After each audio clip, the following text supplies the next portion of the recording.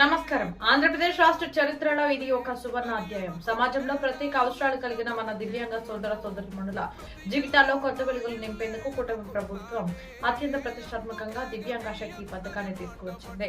దివ్యాంగులకు ఆర్టీసీ బస్సుతో ఉచిత ప్రయాణ సౌకర్యాన్ని కల్పిస్తూ ప్రభుత్వం తీసుకున్న ఈ నిర్ణయం వారి ఆత్మగౌరవాన్ని రెట్టింపు చేస్తుంది.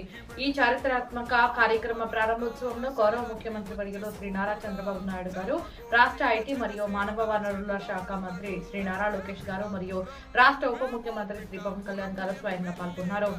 కేవలం పథకాన్ని ప్రారంభించి వదిలేకుండా క్షేత్రస్థాయిలో దివ్యాంగుల సాధక బాధికలను తెలుసుకునేందుకు మన నాయకులు వారితో మమేకమయ్యారు. ముఖ్యంగా మంగళగిరి బస్ డిపో నుండి పెనుమాక బస్ స్టాండ్ వరకు సాగిన ఈ ప్రయాణం ఒక అద్భుతమైన అనుభూతిని మిగిల్చింది. సామాన్య ప్రయాణికుల్లాగానే ఆర్టీసీ బస్సులో దివ్యాంగుల పక్కనే కూర్చొని ఒక అన్నలా ఒక తమ్ముడిలా వారి యోగక్షేమాలను అడిగి తెలుసుకున్నారు. ఈ సందర్భంగా